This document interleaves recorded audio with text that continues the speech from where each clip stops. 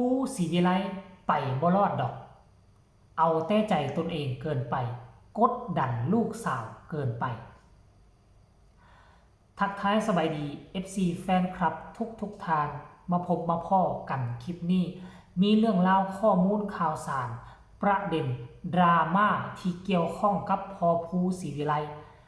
พอของน้องธิดาลาวเป็นผู้ปลุกผู้ปั้นพอผู้ให้กำเนิดในวงการบันเทิงเรื่องราวมันเป็นไปเป็นมาคือแนวใดก็คือมันสืบเนื่องเนาะมาจากคลิปที่น้องธิดาลาวเข้าห้องอัดแล้วมือนั่นก็มีการดิวติวเข้มกันจนว่าหลายคนเบิ่งแล้วก็บางคนก็ต่างมุมต่างมองแต่ว่าคนส่วนใหญ่ก็เข้าอกเข้าใจสำหรับค่อยนี่บ่จับตัวนั้นมาเป็นประเด็นเลยก็คือมันเป็นเรื่องปกติบ่มีนายห้างคนใดดอกที่บ่เคยตำหนิติเตียนที่บ่เคยด่าศิลปินตนเองศิลปินที่โด่งที่ดังขับฟ้าเมืองไทยหลายคนเวลาเข้าห้องอัดกะเสียน้ำหูฝ้ายน้ำตามาแล้วหลายคนกล้าเว้าเลยหลายคนแม้กระทั่งขอเอ่ยน้ำเอ่ยซื้อกันแล้วกันไอ้ไม้พิรำพรไอ้ไผ่พงศธรเมแต่ตายอรไทยเมแต่ไอ้มนแคนเวลาเข้าห้องอัดก็มีความกดดันจากครูเส้นเดียวกันจากครูบาอาจารย์จากเจ้าของเพลงที่เขาแต่งเพลงให้และเขาก็สิมานั่งคุมเวลาเขาห้องบ่ได้เขาต้องให้ปรับให้เปลี่ยนให้แก้ให้ไขก่อนที่มันจะออกสู่สายตาสังคมต้องเฮ็ดให้มันดีที่สุดแต่ว่าขบวนการเบื้องหลังเรานั่นเฮาบ่ได้เห็นนำเขาซึ่งมันแตกต่างยุคปัจจุบันนี้แตกต่างจากพอภูศรีวิไลเราจะไล่สดให้เห็นกับตาเลยเราจะบ่กักเราจะบ่ห่วงแหนแต่หลายคนหลายค่ายเขาเจ้าบ่ไล่สด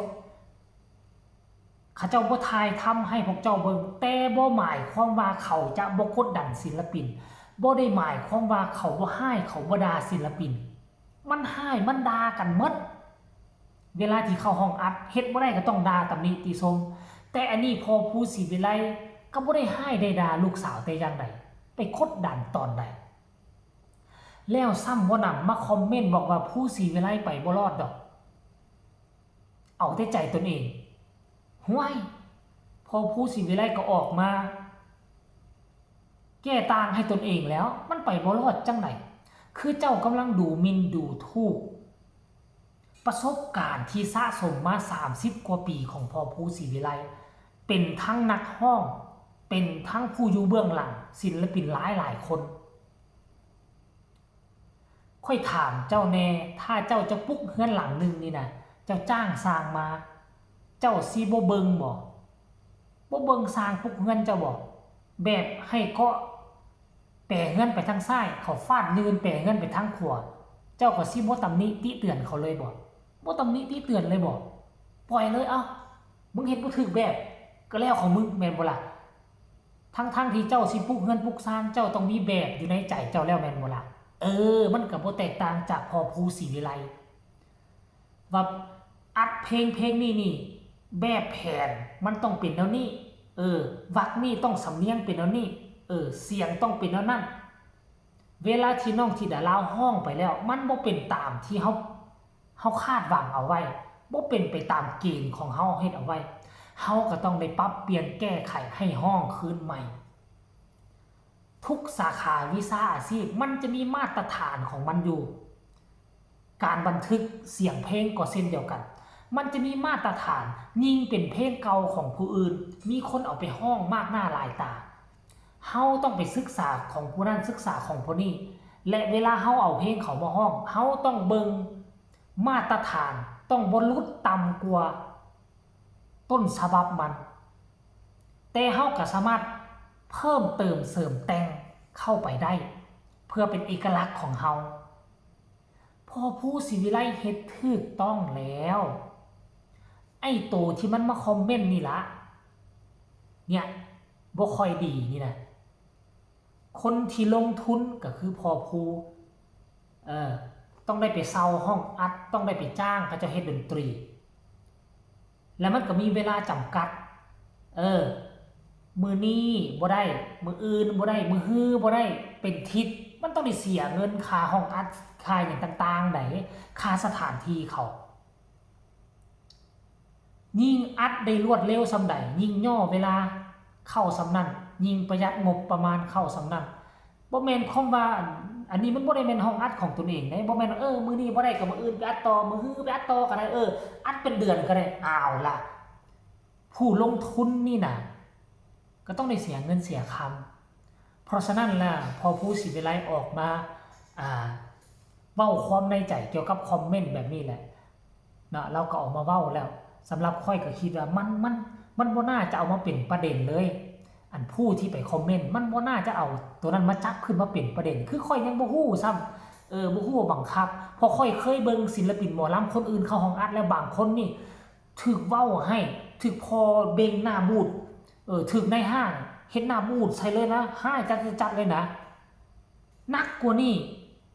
เป็นอย่างคือว่าไปคอมเมนต์ด่าเขาพูดไปคอมเมนต์ด่าเขาบังดูอันนี้เขาเฮ็ดดีแล้ว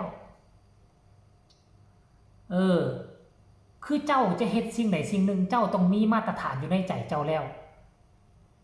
เพราะเจ้าเป็นคนที่อาบน้ำร้อนมาก่อนเจ้าเป็นคนมีประสบการณ์มาก่อนเห็นแนวนี้แล้วมันจะออกมาดีถ้าเฮ็ดตามเสียงลูกห้องมันจะบ่ออกมาดีฮู้มันแล้วคนที่มีประสบการณ์นะเขาก็เลยเฮ็ดไปตามเกณฑ์ขั้นกรณีว่าเจ้าอยากให้เจ้าอยากให้พอผู้ตามใจเจ้าก็เอาเงินมาให้เราลงทุนและเจ้าก็มานั่งอยู่ข้างๆเราเจ้าก็สร้างศิลปินให้ตามใจเจ้าโลดคนเฮาน่ะลงทุนไปนะมันบ่ได้เป็นให้ห้องฟรีๆได้มันบ่ได้ว่าไปจ้างเขาบ่ได้จ้างเขาเฮ็ดในห้องอัดมันได้จ้างเขาหมดบ่ได้ว่าฟรีทุกอย่างในมือเฮาเสียเงินแล้วนะเฮาอัดรอบเดียวก็ให้มันสำเร็จเสร็จสิ้นติล่ะเฮ็ดให้มันสมบูรณ์แบบที่สุดติล่ะมันก็ต้องเฮ็ดให้มันสมบูรณ์แบบที่สุดน้องที่ดาราหาก็เข้าอยู่ในวงการใน2 เดือนน้องก็ต้องมีข้อบกพร่องแน่ก็ต้องมีข้อตำหนิติเตือนแน่ละติล่ะ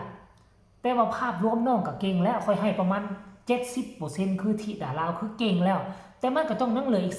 30% มันก็ต้องมีการตำหนิติเตือนมันก็ต้องมีการบอกการสอนกันติล่ะพอผู้ก็บ่ได้ให้ได้นั่นค่อยก็บ่เข้าใจเส้นเดียวกันคือค่อยเคยเว้าหั่นแหละบ่มักคลิปใดก็ให้เลื่อนผ่านคลิปนั้นลบออกก็ได้ปัดทิ่มก็ได้แล้วไปเบิ่งหัวข้อคลิปต่อไปคันว่าถูกใจเจ้าหัวข้อถูกใจแล้วเจ้าก็ค่อยเบิ่งเจ้าก็ค่อยกดไลค์กดแชร์ก็บ่อยากให้เจ้าหนีไปดอกก็อยากให้มีคนแบบนี้เนี่ยเพื่อมาสร้างสีสันมันจึงสิม่วนคลิปนี้ก็ฝากฟังเอาไว้ซ้ำนี้ละไผมักก็ให้กดไลค์กดแชร์ไผบ่มักก็